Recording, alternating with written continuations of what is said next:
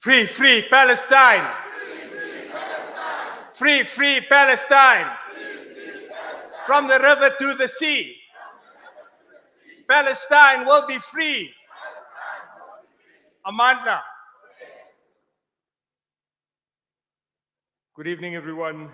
To follow Sibe and Ronnie is not easy, but I just want to acknowledge that we have giants amidst us today in the struggle for liberation, not only in our country, but the struggle for liberation of all oppressed people. And today we stand united for the people of Palestine, particularly in Gaza, but not forgetting that that Holocaust, that genocide is spreading in the West Bank with the settlers and the Israeli army every day and every minute. It's difficult for some of us who have been involved in the movement to sometimes stand and speak here because we know people personally. We've lost people. We fear for their safety. We fear for their children and their safety. But we take solace in the fact that when we speak to them and we ask them, how are they? They say we walk with our chins up.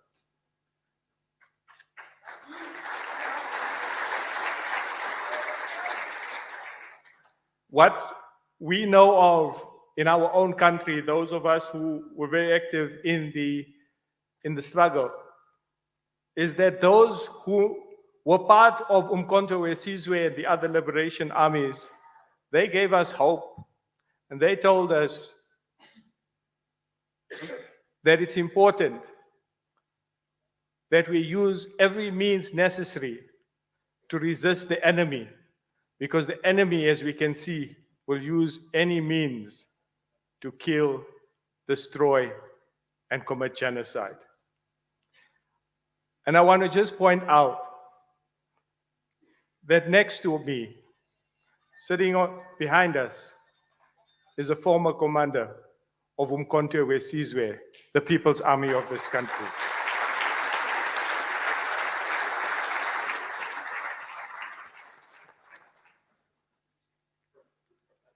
But do you condemn Hamas? Okay, comrades, with all that said, no one likes to see the numbers that we are seeing, 11,500 dead, tonight's statistics, 4,710 of them, of the martyrs, are children. The missing has reached 3,640, including 1,770 children. The number of injured since the start of the Israeli aggression has risen to 29,800. More than 70% of them are women and children. Some of them, the doctors of Al-Shifa, had to leave unattended at gunpoint today, including babies in incubators. There is no end to the inhumanity that we are seeing coming out of apartheid Israel, a genocidal state. Friends, comrades, we are also seriously concerned that by tomorrow, Gaza will go dark. All the media and all the cell phones will be cut. You can only imagine what was going to happen when the eyes of the world are turned off. These eyes have also been turned off in the West Bank since before the 7th of October, with daily killings, arrests, house demolitions, and so forth. But there is hope. And we need to recognize that there is some hope. I hear you, Comrade Sebe. And yes, the pressure needs to remain on the government, 100%, especially tomorrow, when in Parliament there's a vote for the expulsion of the Israeli ambassador.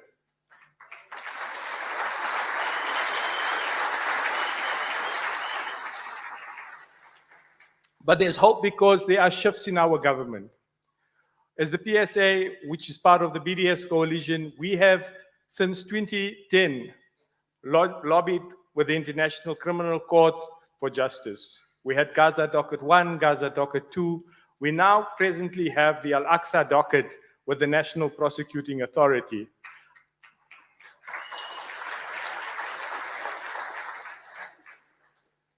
And we are saying that all of that evidence is at the disposal of Minister Pandor and the government, should they wish to do that referral.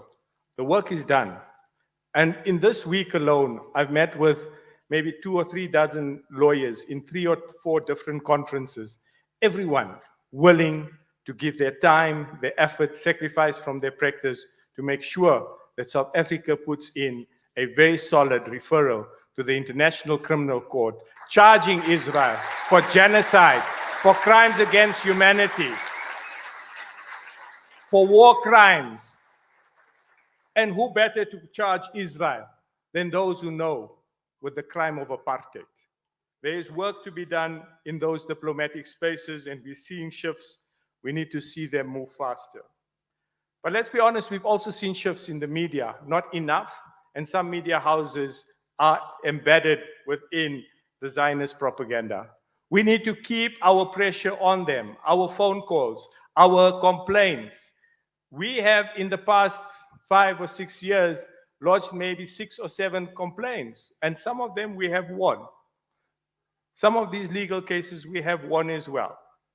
So we need to build on that, and we need to ensure that the clear enemies who have pinned their flags to the mast, the enemies of justice, freedom, dignity, the enemies of the struggle against colonialism, they are all now coming together under one coalition, and those are the political parties of the right, the political parties of the wrong.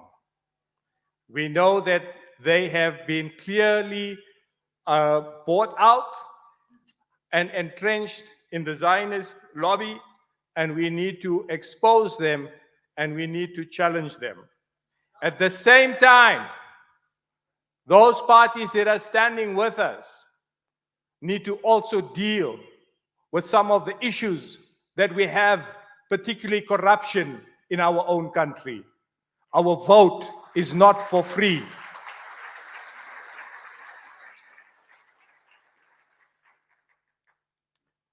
Last week, the PSA is also part of the Freedom Flotilla Coalition. We met with the team in Turkey, and we can confirm that the flotilla is busy now on welfare projects to get medicine and medical supplies ready so that when that opening happens, that we will be able to get that supplies and volunteers, hopefully, into Gaza.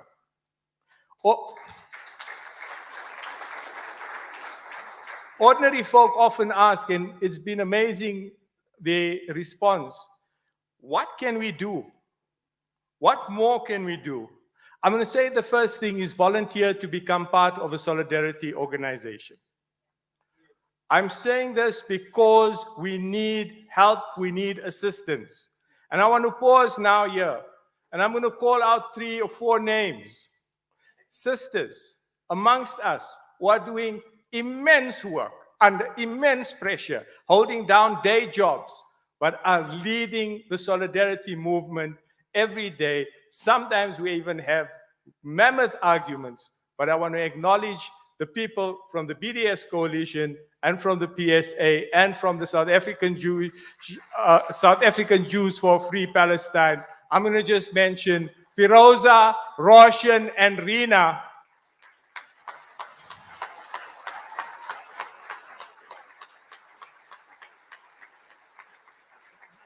And I do this because we tend to work behind and push things and make things happen. Guys, you are amazing. Keep up the good work. There are many others also.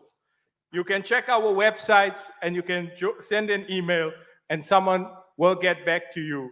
There's space for people to do social media. There's space for people to do media campaigning against bad media. There's space for people to do workshops in education and training.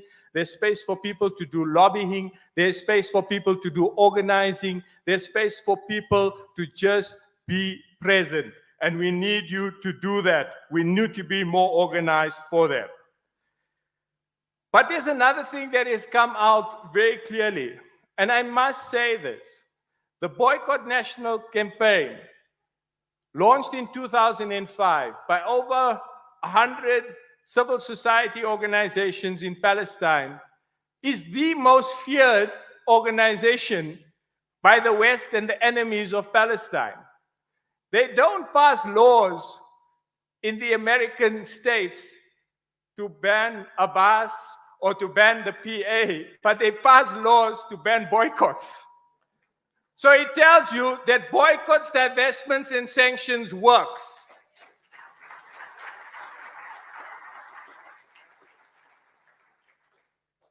We in the BDS movement have identified a number of campaigns, but there are also grassroots campaigns, which we are recognizing and supporting.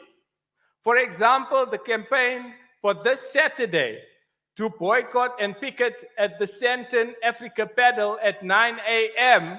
is a grassroots campaign that we will give our full support to. And we will follow that one with a second protest outside the Cape Union Mud Poetry and Khaki stores in Rosebank. Be there, be present, come in your numbers, bring your placards. It is not acceptable that in a democratic, free South Africa, that there are still people who promote racism, because the promotion of Zionism, the promotion of Israel as a democratic state when it is nothing but a dictatorship of the Netanyahu clan, which is implementing a genocide on all of Palestine. There is no place for anyone to speak and say that they support this in a free South Africa. We will follow on Sunday. And here I want to say, it's not organized. But in our country, you have a right, if you are 15 people, to picket anywhere. Remember what happened to 94.7's news presenter? I'm just telling you, there's a cycle race on Sunday. Jan Smuts is a long road. 15 people can spread out very nicely on Jan Smuts and on Mandela Bridge and outside FNB and outside Reveille. Let us be present on Sunday, even if we stand alone.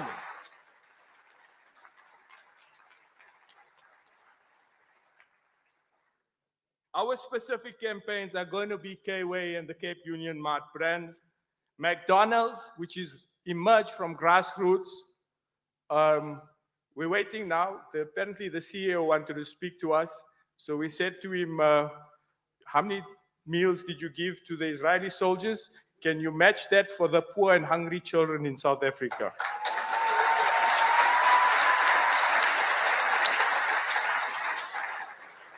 ZZ2, you know, the myth that the desert was greened by Israelis.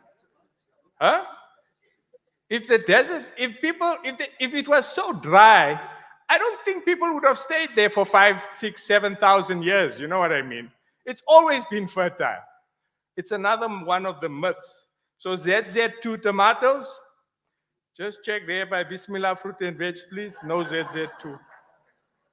I can tell you there's a Bismillah Fruit and Veg down my road in Lens, and I'm announcing this, and we will do a story on it. From the very first day that we announced the Clover boycott, he emptied his store of Clover products.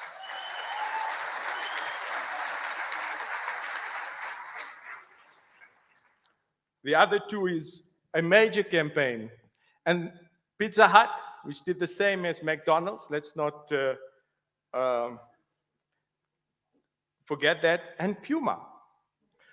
Puma must be boycotted in its full. It's an international boycott campaign. Please, when we're there at Rosebank, Puma is also there. Let us understand why we are boycotting Puma. Puma sponsors the Israeli national team, but it mainly sponsors the settler federation. Football teams that play from the illegally occupied territories. And we've asked Puma to say, take a stand, they are illegally occupying Palestine, and you are running a league on the backs and on the blood of the Palestinian people. There's no place for Puma. They need to withdraw immediately. And it brings us to the key point that South African sports people, no matter how young they are, must be held accountable if they celebrate war and soldiers and genocide, like the young Tiger. And we call on Cricket South Africa and the Gauteng Lions to take strict action. Where is it that people can celebrate the killing of 11,000 people and get away with it? Hold him to account. Comrades, friends, brothers and sisters, we need unity in action. Someone said to me, we're very fragmented. And I think there is a sense that the solidarity looks that way. But I can assure you that in Cape Town, that march, we were part of it because we have a link with the PSC and the MJC and the other groups there. The marches that happen in Pretoria or in KZN, and you guys are going around the country. These are our networks that we work together with people across the country. So Sebe, the 29th or the 2nd, the date will be finalized, is a South African shutdown. And we want to declare it as an international day of solidarity with the Palestinian people.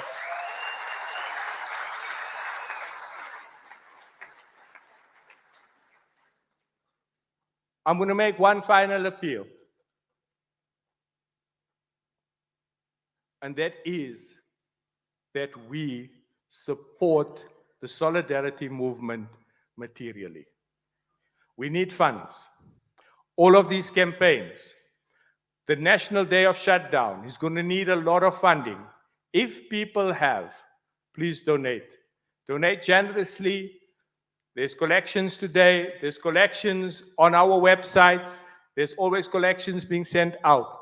As much as we must give towards Gaza and the relief, let us also build this very, very strong solidarity, boycott, divestment, and sanction movement in South Africa. Amandla! Ceasefire now! Free, free Palestine! From the river to the sea, Palestine will be free. Thank you.